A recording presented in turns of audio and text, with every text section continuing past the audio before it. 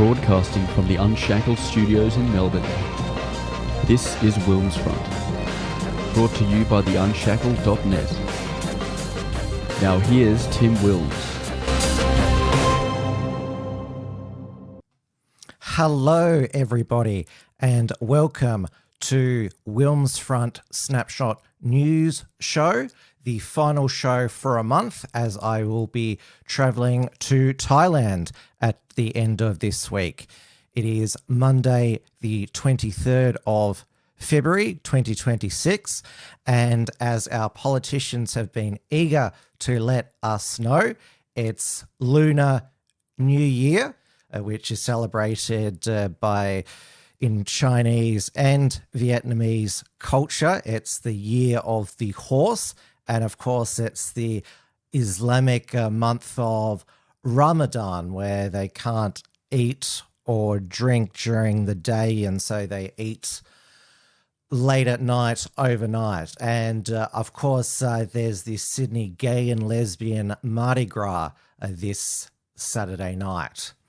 We are live on the WilmsFront YouTube channel. It is 9 p.m. here in Melbourne, Victoria, where the strain is showing on Premier Jacinta Allen over the CFMEU linked corruption on her signature big build infrastructure projects. Now, this week, her senior ministers have attacked Jeffrey Watson SC because of his calculation of a $15 billion corruption blowout, which was in his unredacted report for the CFMEU administrator Mark Irving. So the Victorian Police Minister Anthony Carbine said the report was full of florid ramblings, and Attorney General Sonia Kilkenny called the $15 billion figure unfounded and reckless. And Jacinta Allen, she has been snapping at reporters at her press conferences, but her biggest blow up was on Thursday at Network 10's political reporter Jessica Maggio, when she threatened to walk out of the press conference. They're saying to people in the media that they're scared. They're saying to Jeffrey Watson they don't feel they can report it because they have already uprooted their lives for fear of people that are no longer in the CFMEU but are controlling the CFMEU. You look disinterested. I'll make 2 points on this. And can I ask that you retract that last point? Well, Premier, I'm really sorry. No, you're not. Could I ask that you retract that last comment? I would ask that you retract that last comment. This is an incredibly serious matter that I'm working incredibly hard on. I'd ask that for this press conference to continue, I ask that you retract that last observation. I was merely considering my answer to your question. I'd ask you to retract that observation. I'd ask that Jess retracts that observation. Jeffrey Watson. No. I think because I'm not going to stand here and be accused of something I haven't done. And I would ask that you retract that. I'm happy to answer other people's questions, but I can't unless I have that very clear statement, that allegation of how I was behaving is retracted. It's up to you if you don't want to do it. I'll take your silence that you agree that you have retracted your statement, because in the interests of supporting your colleagues, I will allow this to continue. But I want to be clear. You have made some very serious claims. If you hold that information, you should be putting that information to Victoria Police without delay.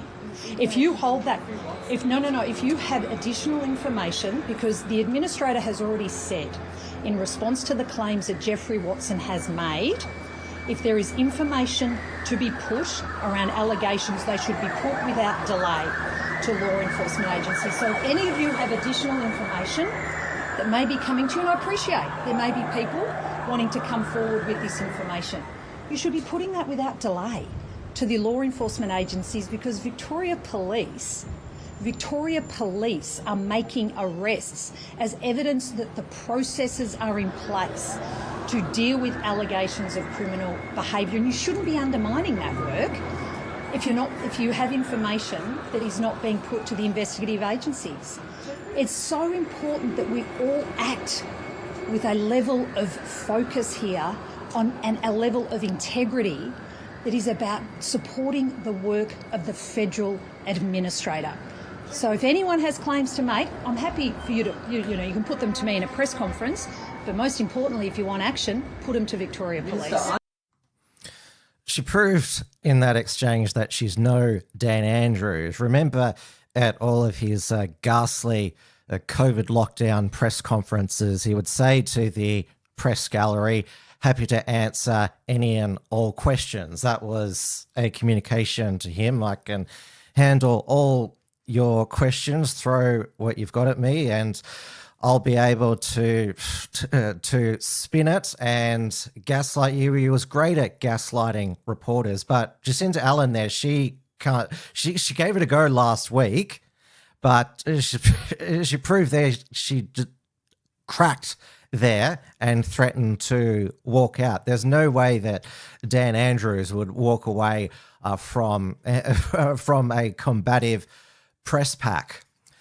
Now, in the Victorian Parliament last week, government adjourned a debate on a Greens proposed bill, the Entities Legislation Amendment, Consolidation and Other Matters Bill, which the Labor government in the Legislative Assembly has said they would allow the bill to be debated. Now, this would enable the Independent Broad-Based Anti-Corruption Watchdog, or IBAC, to investigate the flow of taxpayer funds through third-party contractors, subcontractors, unions, and other private entities involved in government-funded projects like the Big Build, because IBAC's jurisdiction is only limited to public officials. And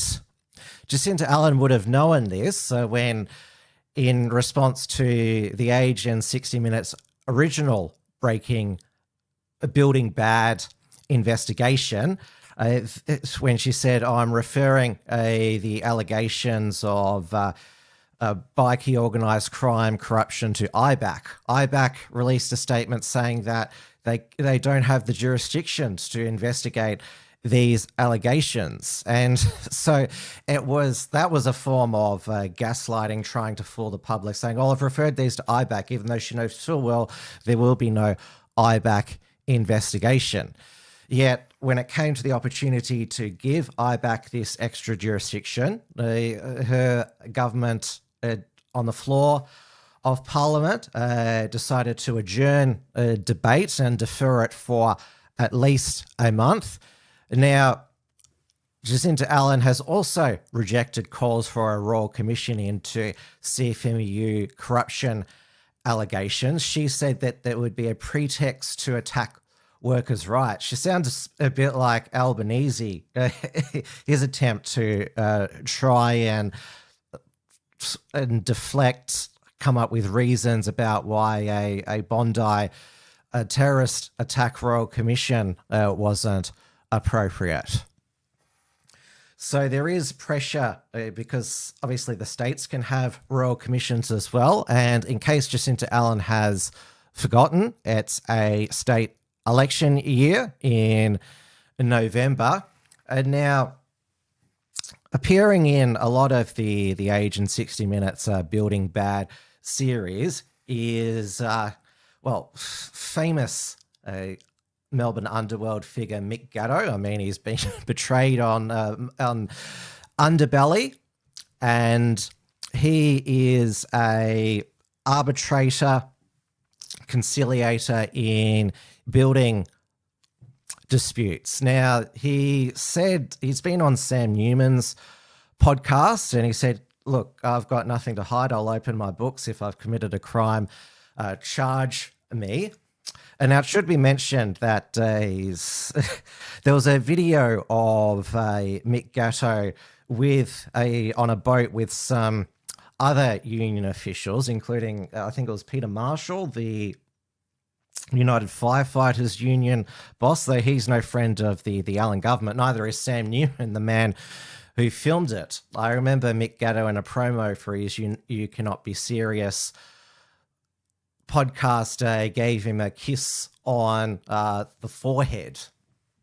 And now Mick Gatto went on 3AW's Drive program with Jacqueline Felgate, and he said that Jacinta Allen is a good person, and that got a run on the Liberal Party social media accounts that Mick Gatto endorsed the Premier, even though, as I mentioned, one of the people he's been on a boat with is a person who absolutely hates Jacinta Allen's guts. And I remember years back, Mick Gatto was on Sky News Australia, interviewed by Rita Panahi, but that was about his autism charity. And now I did notice that one of Jacinta Allen's MPs in response posted how Jackie Felgate's 3AW ratings are plummeting. Obviously, the Allen government, they feel that they're under siege from networks such as 3AW and the mainstream media. They believe that they face that the hostile media is what's their main problem there. So that was a strategy there to attack a radio network and a radio program hosted by a particular radio presenter. Now, it was also a bad week for Jacinta Allen because Victoria lost the Moto GP, which is the motorcycle race on Phillip Island's circuit. Now, the new owners of the Moto GP, they didn't want it at Phillip Island anymore because it was too remote, 2 hours from Melbourne.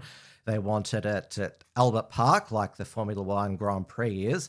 But Jacinta Allen decided, well, it's either going to be at Phillip Island or it's going to be nothing.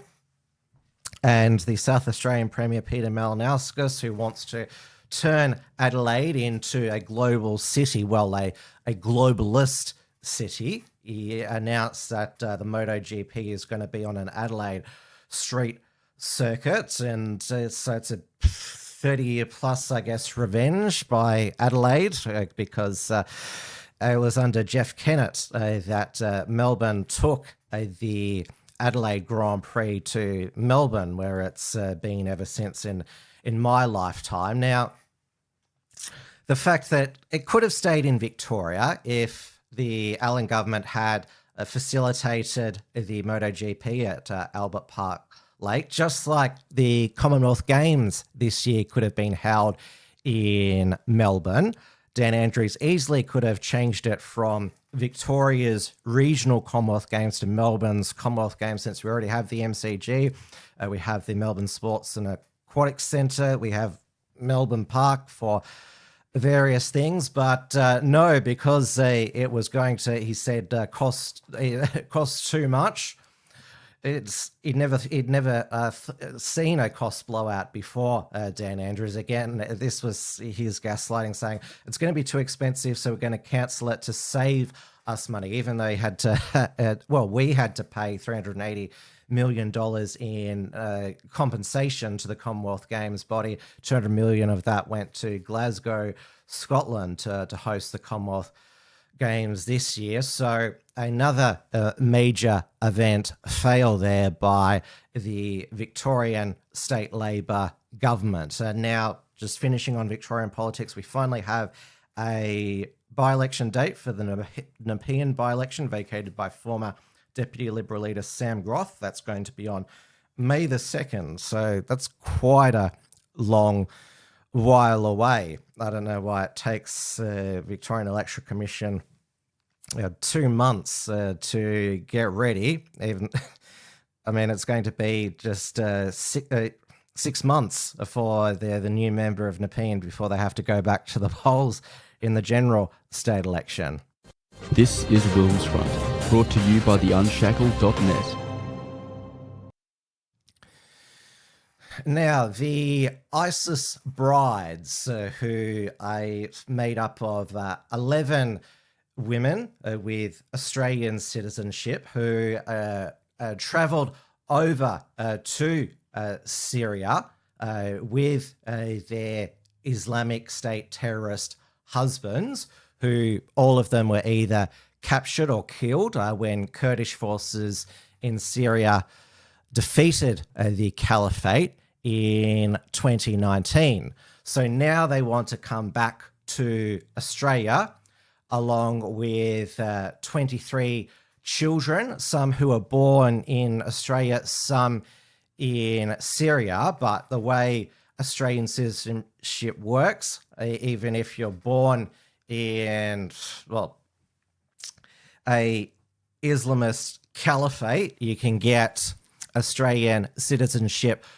by descent. Now, last year, Tony Burke told the Parliament that the Australian government were not providing assistance or repatriation.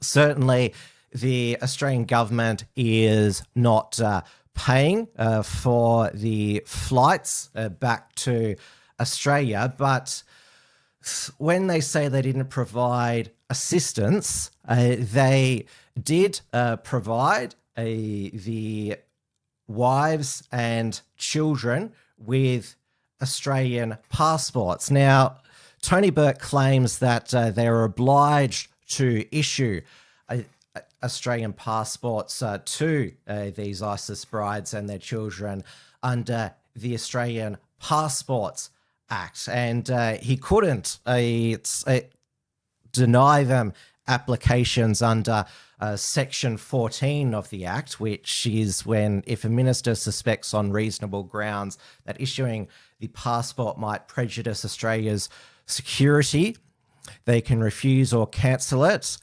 triggered by a request from a competent authority, which can be an intelligence or a security agency such as ASIO. Now, Tony Burke said, it has to be reviewed by a retired judge and they're entitled to procedural fairness. And he said that's why he issued a 2-year temporary exclusion order to one ISIS bride. He said they're not, they're a diverse group. What does that mean? That, they all went up over there with their husbands to be the wives in defense of the caliphate.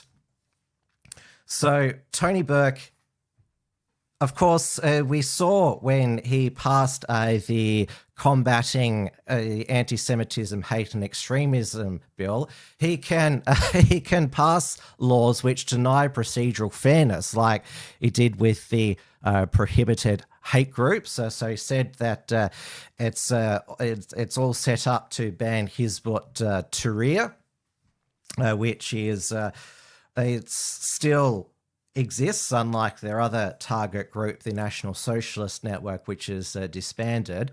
So Tony Burke, the Albanese government, could amend the Australian Passports Act to deny passports to people on national security grounds. And doesn't everyone remember during the COVID lockdowns, innocent Australian citizens who were overseas on work or extended holidays were stranded, not able to get back into Australia. It wasn't as simple as hopping on a flight to Australia and then 14 days in quarantine. These were really scarce tickets. You were on a waiting list. George Brandis, who was the High Commissioner to London at the time, wrote to the Morrison government saying you're going to leave Australian citizens destitute. Remember, these were people who'd done nothing wrong other than be in another country when there was a pandemic declared and Australia decided to become a penal colony again. I'm going to Thailand for 18 days. There shouldn't be a pandemic declared in that time. I know they've been trying with the Nipah virus, but this is the thing with this spin, and I'll use that term again, gaslighting, saying, "Oh, we have to issue Australian passports and we don't want them to return, but we have to allow them to return." Well, you didn't allow the Australian citizens with valid passports who were innocent of anything to return during the COVID lockdowns. And Tony Burke claiming that there has been no assistance. Well, he's delegated to his mate, Dr. Jamal Rifi, a Muslim doctor in Western Sydney, who was a local hero of the year finalist in 2015 and was given the Australian newspapers Australian of the Year in 2015. So this is not some fringe person. This is a high-profile person in the Muslim Western Sydney community, and a close friend of Tony Burke, was a part of his Friends of Tony Burke re-election group when he was fighting off a challenge from a Muslim vote candidate. So Tony Burke, back in June 2025, held a secret meeting where he kicked out the Home Affairs note writers, but there has been a paper trail that was uncovered in Senate estimates. What he wanted to be a secret meeting with Dr. Jamal Rifi, other advocates of the families, and also the charity Save the Children, who have been lobbying for the wives and children to be. In fact, they tried to sue the Albanese government to force them to pay for repatriated flights, but they lost that in the court. So never give any money to Save the Children, since it's save the children of ISIS terrorists. Now, the argument that's being made that we should allow these children to return, they didn't choose it because otherwise they'll be radicalized. It's over there in Syria, even though ISIS has been defeated, and who's to know that they can't be radicalized here in Australia? I mean, the Bondi accused terrorist, the one that's still alive, Naveed Akram, was born in Australia to his Indian-born father, Sajid, and his mother of Italian backgrounds. And of course, we had, when ISIS-inspired attacks were happening, there was Australian-born citizens, young people who were arrested and charged. So again, that argument that they could be radicalized over there in Syria, they could be radicalized here. Now, Anthony Albanese has toughened his language, saying that, as my mother would say, you make your bed, you lie in it. Now, Anthony Albanese is only toughening his language because, obviously, post the Bondi Islamist terrorist attack, there's already a massive community concern about mass migration, particularly the migration from Islamic countries, which brings me to the pylon and the now persecution again of One Nation leader Pauline Hanson. This is WilmsFront, brought to you by the Unshackled.net. Yes, they want to send Pauline Hanson to prison again, like she was wrongly in 2003, where she was found guilty of electoral fraud. Now, it was really flimsy because it was argued in Queensland that the party was fraudulently registered in that state because they weren't party members who signed up. They were members of the Pauline Hanson support group. Now, the way the law was back then is that the Electoral Commission of Queensland didn't need to check who the members were, and so basically, the Queensland Director of Public Prosecutions decided that One Nation's members weren't members and that she should be prosecuted for electoral fraud. Now, that was quashed by Queensland's Court of Appeal. She was completely exonerated. She is an innocent woman. Now, of course, that worked to keep her in the political wilderness for another 13 years. She wasn't elected to Parliament again until the 2016 double dissolution election. Now, what did Pauline Hanson say, which is now there has been a Australian Federal Police there's been a complaint to the Australian Federal Police of her committing a crime for what she said on Sherry Markson's show last Monday evening. Now, according to the police complaint and according to when she's been verbaled by the mainstream media, including by some Liberal, National, Labor and Greens politicians, she said that there are no good Muslims, except she didn't say that. Now, I saw this as I was preparing for last week's show. I missed what she exactly said. Now, Pauline Hanson republished the whole interview she did with Sherry Markson last Monday night.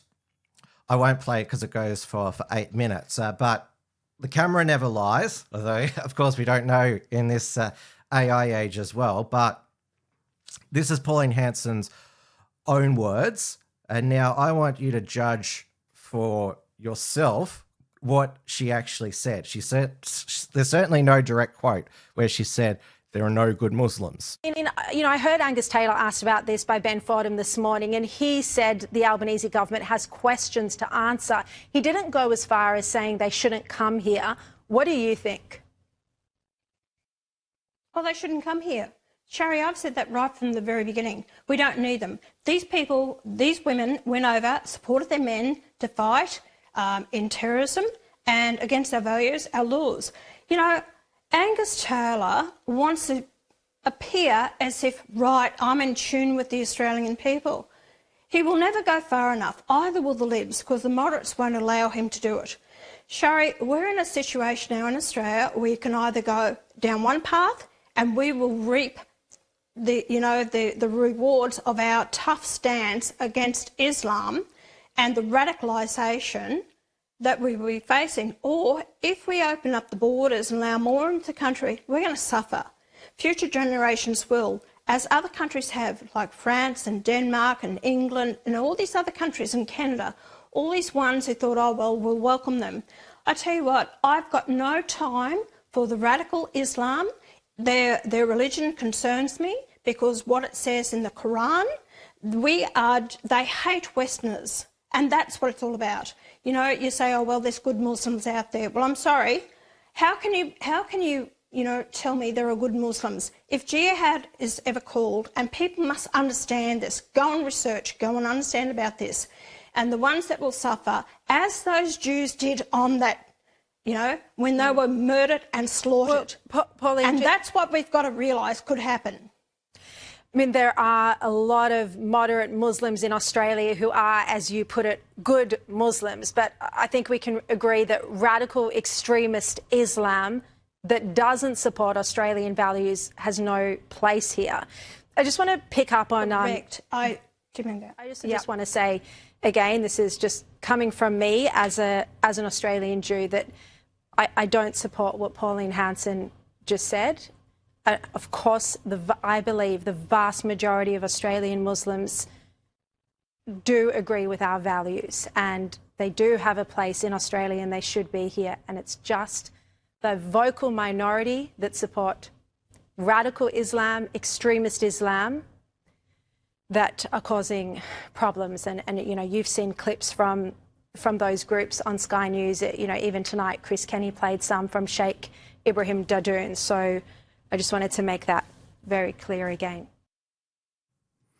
You could tell that a producer was likely yelling into Sherry's ear, you've got to shut Pauline down there, and you've got to make a correction after the segment has ended. It reminded me of what happened to Freya Leach's Freya Fires Up show when that Alex Williams, Bacon Boy, appeared on a show. He has bacon on his shoulders to ward off Muslims, and he made comments about the Prophet Muhammad, and then a producer yelled in Freya's ear and said, we have to condemn what Alex said. Now, Pauline, from what my interpretation is that she was making the point when it comes to discussing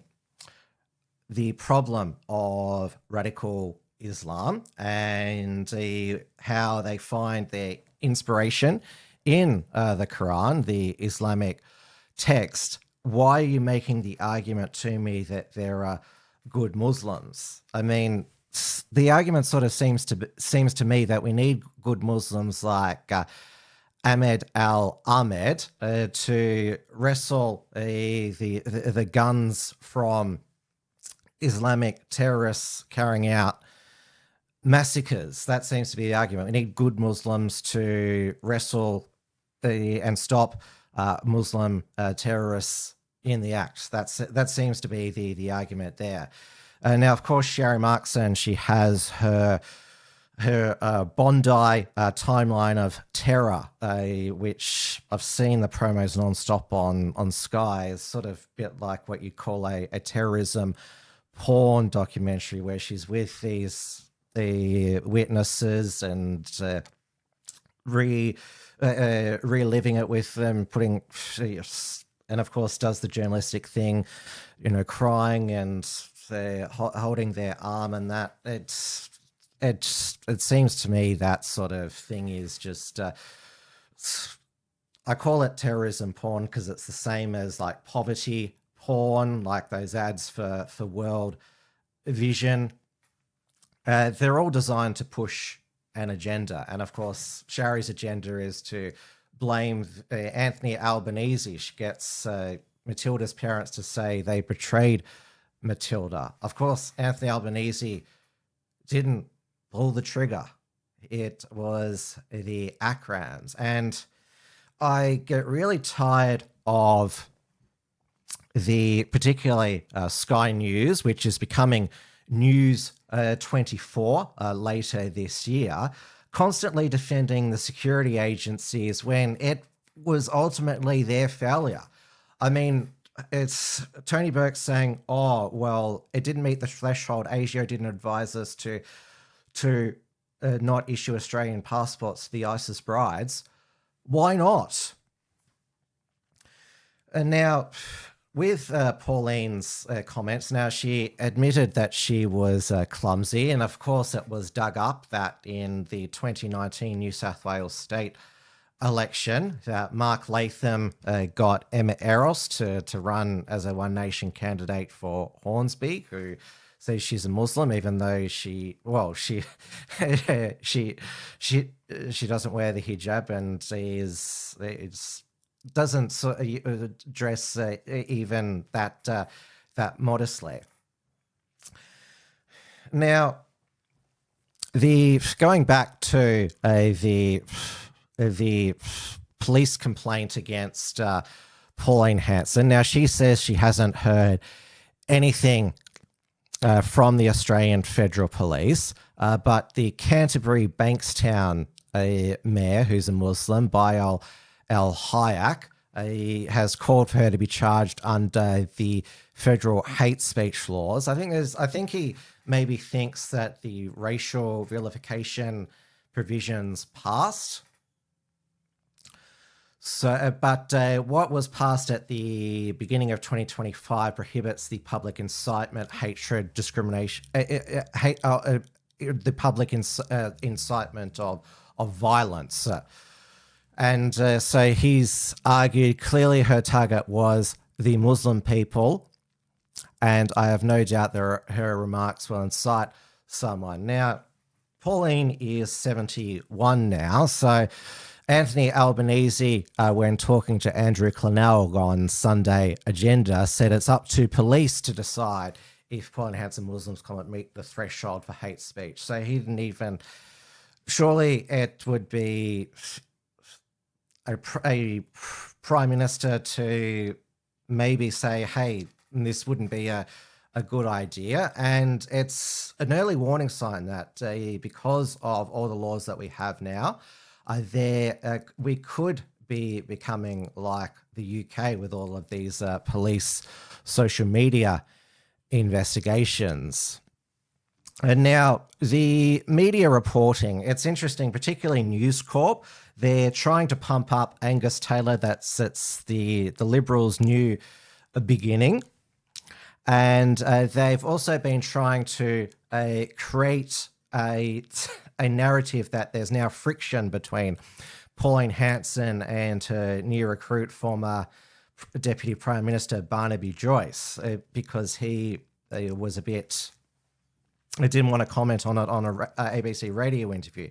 He clarified later, I was in the middle of fighting a fire that I thought I was on the air to talk about the bushfire, and I got asked about this. I've got to fight a fire. I haven't got time to talk about this. And so Barnaby Joyce has said there is no rift or tension between them. And in fact, they were very...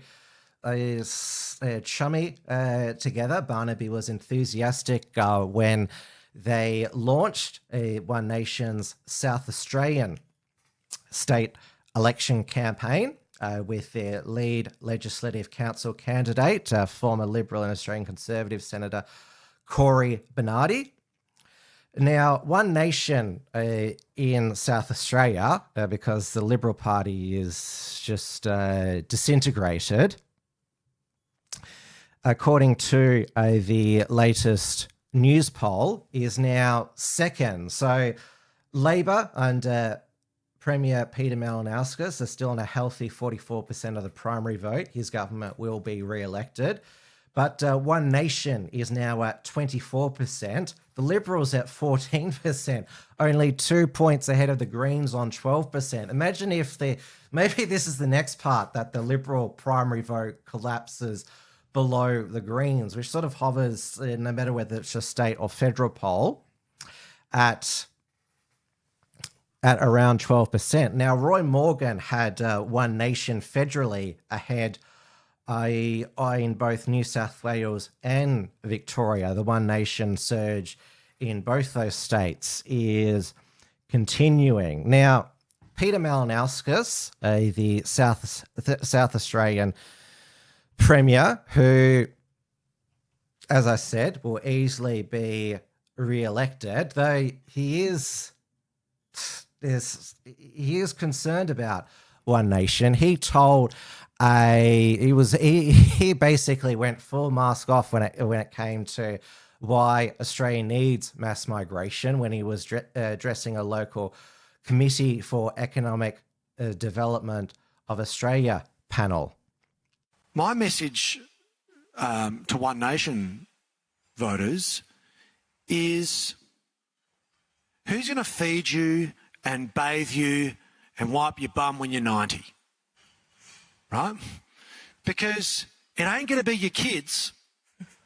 Because if I get my way, they're going to be working on submarines. With high-paying jobs, so they can afford to own their home. That has to be built by someone. And who's going to do that work? No, not one iota. right? Not one iota. And for those of you at the CETA speech, you would have heard me sort of say a few things that I don't think too many other politicians in the country are saying right now, because it's what I believe. It's what we all believe about the sort of society that we want to live in. In fact, I think it's what we know this state is, a rich, diverse, multicultural society that celebrates the fact that we have that sense of inclusion and diversity. It's what makes us so great, right? So, and, you know, we are not an outfit focusing on trying to pour petrol on the bonfire of the culture wars. Quite the opposite. We're just focusing on what people care about, like building more homes, right? Making sure their kids have got good jobs, investing in education, training and skills, building a bigger hospital system, you know, making sure that our economy sees decarbonisation as an opportunity of economic reformation rather than a cost, right? That's what we're committed to, and that's what we've always believed. None of that changes one iota. And I think the problem with the Liberal Party is, in respect to One Nation, is you don't know what the Liberal Party stand for. At least people know what One Nation stand for. You can't say the same about the Libs. But our policy focus and agenda is crystal clear, and it hasn't changed, and we just keep the work going. Copped a bit of flack for some of those comments at CETA.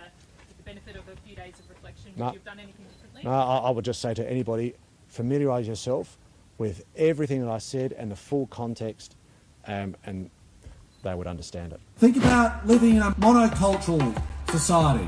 It would be so boring. The food would be all the same. If you walked down Rundle Street and went out for a feed, there'd be all the same restaurants. I couldn't think of anything worse.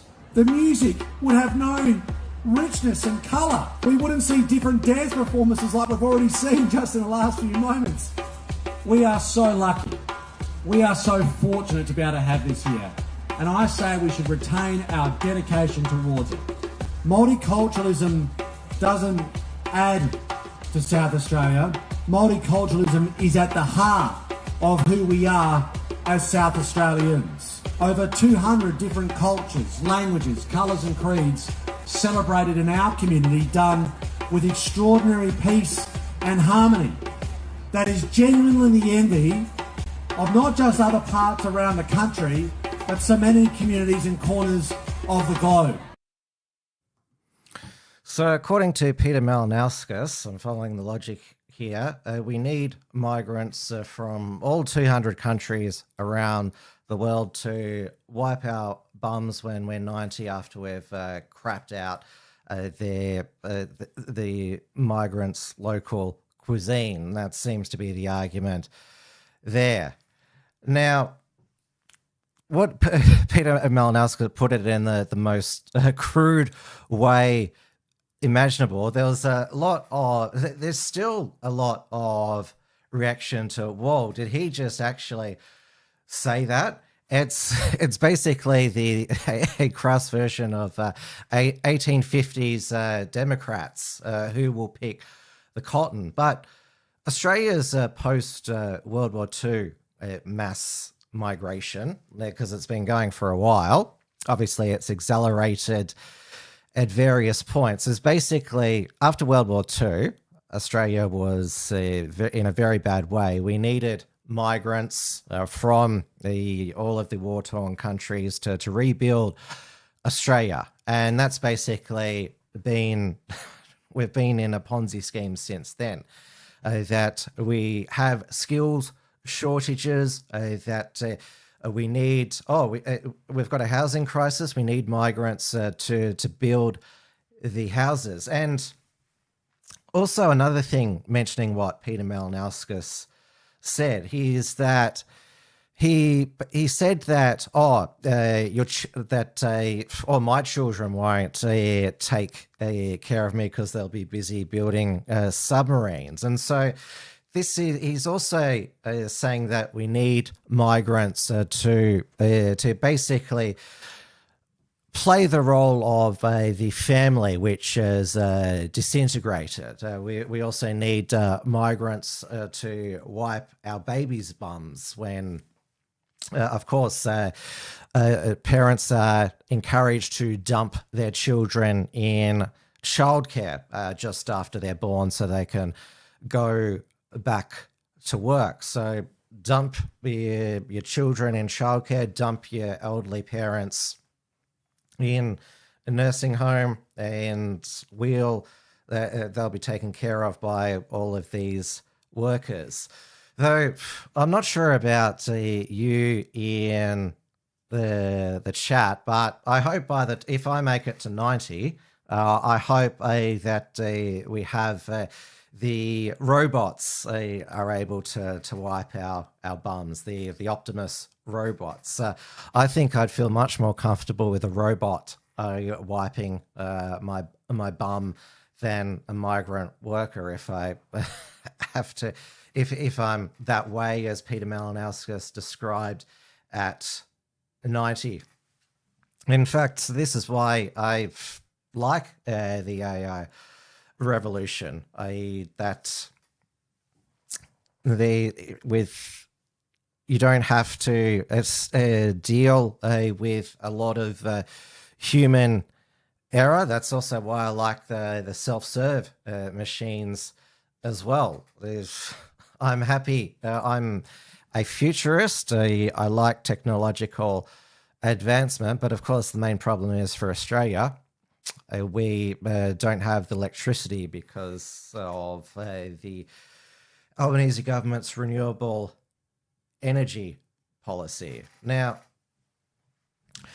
of course, when there's going back to the migration argument, saying, we need migrants to build the homes. Well, where are they going to build? And of course, as we've seen, a lot of migrant workers come in on a temporary or student visa and manipulate our system. That's been happening for 30 plus years. That's what Sajid Akram did, the Bondi terrorists. Visa hops, so they're not going to be here for a short time. I think the only ones who are guaranteed to go home are the Pacific Island fruit pickers, which again, we need migrants to pick the fruit. Though, as I mentioned, with the Pacific Islanders, they do actually go home after their work has ended. Now, Pauline Hanson, we shall see what comes of this Australian Federal Police investigation, but somebody who is now behind bars is Brandon Koshel, who you will remember made a speech during the March for Australia Day Sydney open mic, where he declared the Jews were the greatest enemy of this nation. He was promptly arrested by New South Wales police for inciting hatred on the grounds of race. So despite him pleading guilty, he was still sentenced to 12 months in prison with a non-parole period of 9 months. Now, apparently he did have a prior criminal history, but 12 months prison sentence for a stupid statement. There are pedophiles and child porn consumers who get less than that. And again, this shows that we are becoming Britain, where nationalists over there have gotten years in prison, while a lot of pedophiles and child porn consumers have got off without any jail time sometimes. Now, Joel Davis is still in custody. They are continuing to throw charges at him, so they want to send him away for a long time. They're doing the same thing to Thomas Sewell, who was back before the court today for over you remember when the National Socialist Network, they decided to gate crash the illegal migrants who wanted to stay in Australia and were protesting outside the Home Affairs Office in Melbourne in Docklands, demanding they be given a permanent visa. So Thomas Sewell was charged along with some other former National Socialist Network members, while they were obviously members when it occurred, the rally in October 2024. So they had a sign that said, "Fuck off, we're full." That's been a bumper sticker I've seen on utes and vans and trucks for many years. Now, outside the Melbourne Magistrates Court, he was at his most furious at the assembled mainstream media. Now, I hope I'll play this. I hope you can all hear it.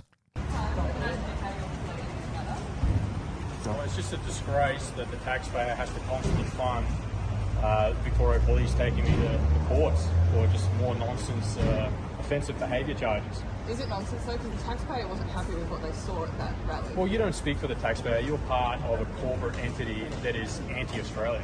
So you don't actually speak for the Australian people. You're a nefarious agent of the mainstream media.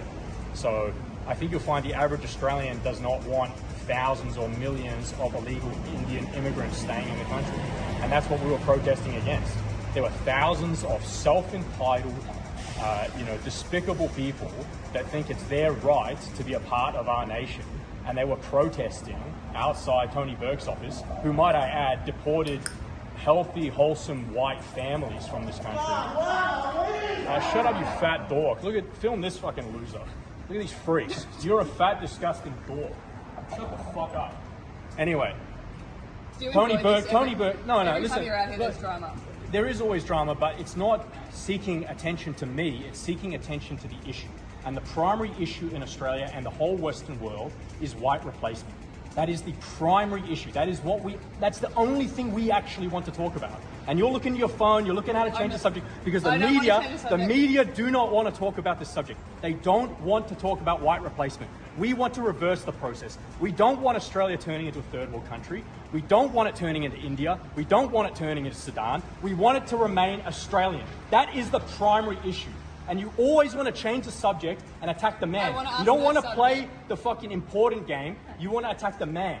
You don't want to attack the idea. You don't want to touch on white replacement. You want to touch on my personal behaviour. Not guilty? Thank you. Done. Oh yeah, fuck you. Fuck you. You're scum. They don't want to talk about the big issues. What they want to talk about is, are you guilty or are you not guilty for this minutia that doesn't matter? We protested foreign immigrants that are demanding that they stay in the country. And we protested that. We said that you shut the fuck up. We said that was self-entitled, that it was disrespectful, that it was anti-Australian. And we said an ancient Australian proverb, fuck off, we're full. And they want to take us to court and put us in chains for saying something that we've all said. So hail Australia, that'll be all.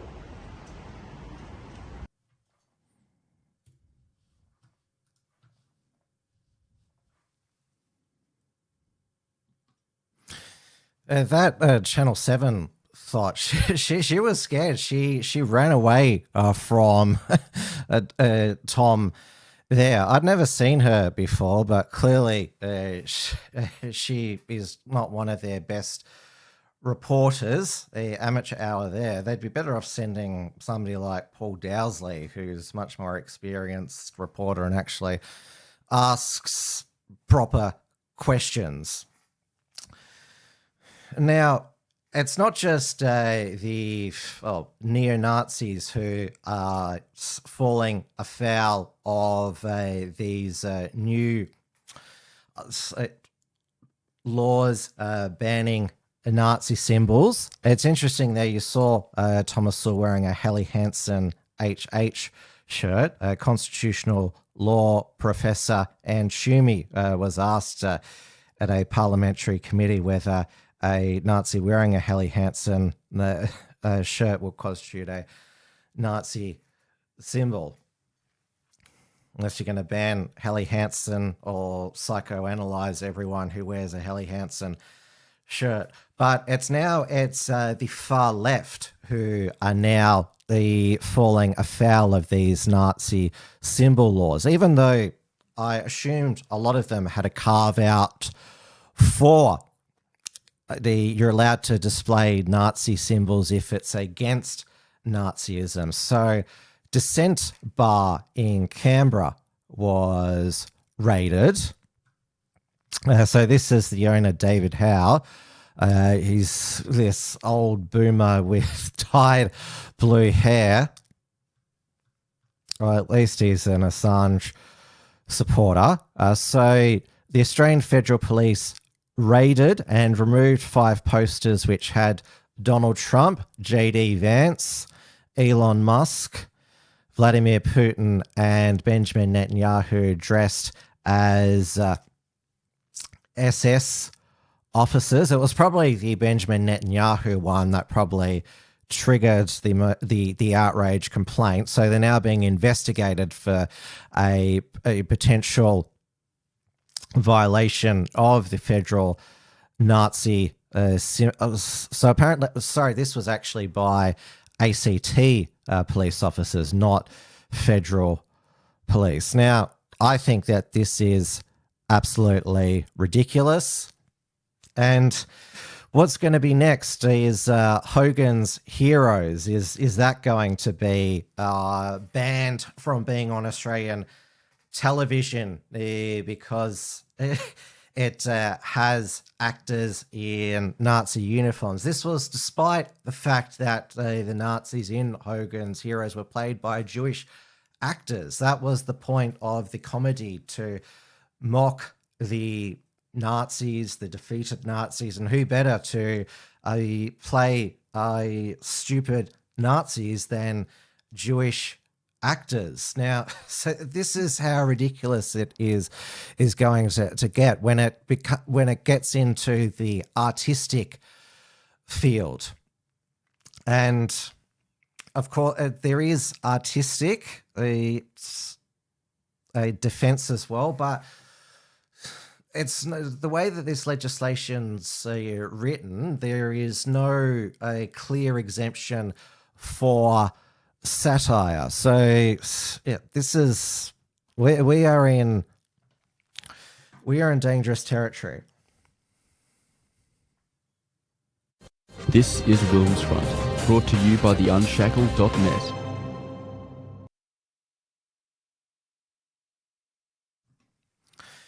Now, Prince Andrew has, well, the former Prince Andrew Mountbatten Windsor, sorry, I'll say that again. Andrew Mountbatten Windsor was arrested on his 66th birthday on suspicion of misconduct in public office. So this relates to the Epstein files that were released by the US Department of Justice, which showed that during his tenure as the UK's Special Envoy for International Trade in the 2000s and 2010s, he shared confidential government documents, trade reports, or investment opportunity information with Jeffrey Epstein. Of course, he had a very long relationship, a friendship with Jeffrey Epstein, Andrew, when he was the prince. So he was questioned for 11 hours, and this Reuters photo journalist, Phil Noble, got what's probably going to be the photograph of the year.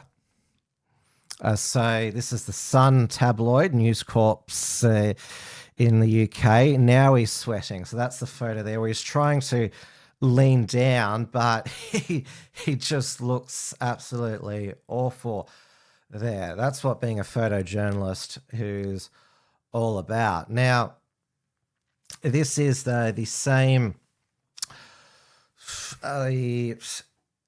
criminal accusation against Peter Mandelson, Keir Starmer's choice for US ambassador, who actually served as US ambassador until he was recalled. So it's not just the sex trafficking, it's also, and I guess we sort of now know how Epstein was able to make lots of money through using these high-profile connections, maybe through sexual blackmail to get financial favors as well. It wasn't just all about the sex; it was about money as well. It still doesn't explain how we went from a math teacher to merchant banker and then having all this money. I see that they're still pushing the Russian agent connection. Now, I did notice that Brendan O'Neill at Spiked magazine, who wrote this for The Spectator, "The haunting of Andrew Mountbatten Windsor has gone too far." Now, this is him wanting to be edgy and contrarian. And of course, it was reposted by Claire Lehman of Quillette, who wants to be edgy and contrarian by saying that Epstein's boring and saying that it's been trying to allege that it's been overblown, the sex trafficking, and there's this reporter who's tried to discredit some of the accusers, like it's some sort of Me Too thing against Epstein. And so a lot of people are saying to Claire Lehman, this is the hill you want to die on, this is how you want to be edgy and countercultural. And it should also be mentioned that a few Quillette contributors. So does anyone remember Lawrence Krauss? He is a Canadian-American, Jewish theological physicist. He's been on Q&A. He has had associations with Epstein, and it should also be mentioned that Lawrence Krauss is also a contributor to Quillette. So is Claire Lehman just wanting to protect her Jewish friends who are associated with Epstein, and believes that they would never do anything wrong? I'm just saying that she probably thinks that she thinks that it's her duty to defend her contributors.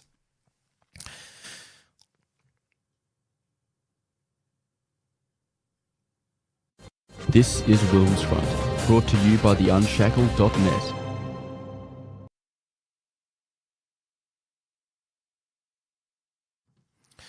Now, last week, Donald Trump's some of his tariffs got struck down in a Supreme Court decision, Learning Resources Inc. versus Trump.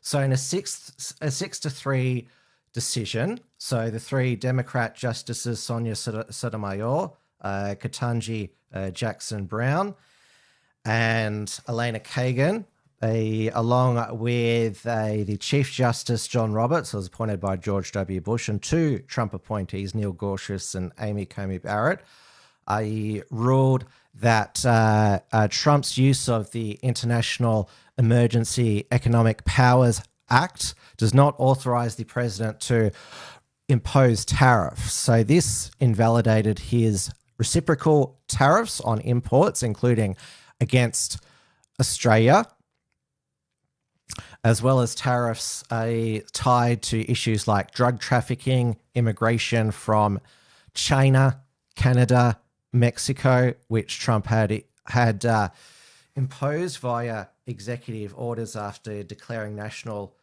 emergencies. Now, Trump, he was savage against those two appointees that he made.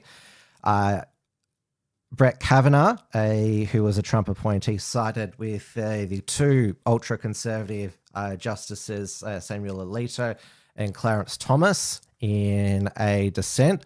So now Trump, he has signed an executive order imposing a 15% global tariff on most imports using Section 122 of the Trade Act of 1974. But there's a limit of 150 days to address serious and fundamental balance of trade problems.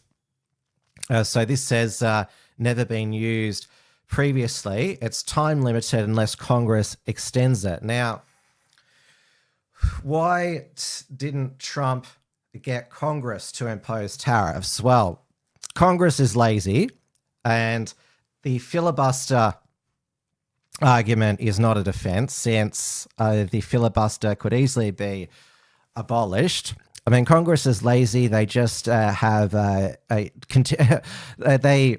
delay fiscal cliff, the US hitting the debt ceiling, falling off the fiscal cliff, having a government shutdown, budget's a continuance resolution, which mainly is carrying on the Democrats' spending rather than budget reconciliation, which Thomas Massie supports. That's why Trump hates him so much, because Thomas Massie actually wants to do his job as a congressman rather than just take the easy way out, which is what Trump wants to do, right, is sign an executive order.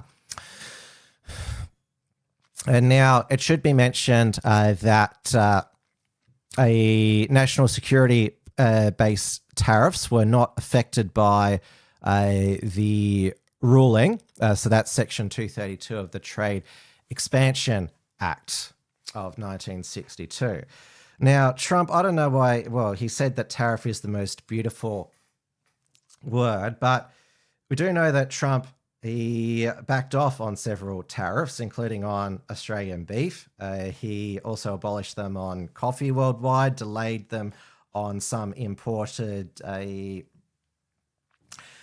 white goods and furniture. So because it would hurt the cost of living to Americans. So deep down, he does know that tariffs are harmful. And I certainly believe that they are harmful. But this Trump using this other method of implementing tariffs means that we are in a worse position now. We've got 15% rather than the baseline 10%, at least for 150 days. Now, there was another assassination attempt on Donald Trump, though luckily Donald Trump wasn't at Mar-a-Lago, where at 1:30 a.m.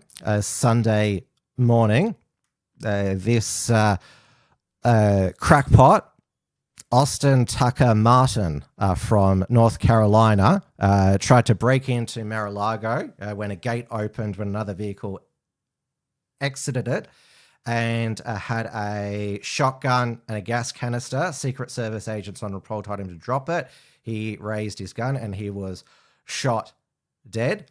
Now, he was reported missing by his family, who said apparently he didn't even know to use a gun. Now, apparently he was obsessed with the Epstein files and evil is real and unmistakable. Now, he used to be a supporter of President Trump until he saw him in the Epstein files. And so this is the journalist Michael Tracy, who is leading the charge against the Epstein panic. And this, as he would say it, and this is what Claire Lehman agrees with. So clearly an absolute crackpot. Now, it's funny how they, again, they tried to claim that Tyler Robinson was a MAGA guy who assassinated Charlie Kirk. They're saying, he was a Trump supporter, this Austin Tucker Martin. Maybe he was a fan of Tucker Carlson because Tucker is in his name. I haven't watched the full interview with Tucker Carlson and Mike Huckabee, the US ambassador to Israel, so I'm not going to comment on that. Saying that, he was a right-wing person, he still wanted to assassinate President Trump. This is the third assassination attempt in 18 months. Of course, there was Butler, Pennsylvania, and then there was the Trump golf course So Trump he wasn't even there at the time. He was attending a governor's round table. So, yeah, clearly an absolute crackpot, and Secret Service agents did the right thing this time, did what they are trained to do. And, so he fucked around and found out, and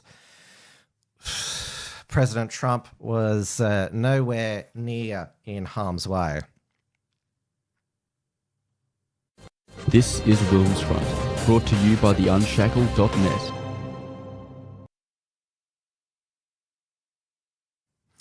That brings us to the end of WilmsFront Snapshot News until Monday, the 23rd of March, because I'll be in Thailand for 3 weeks.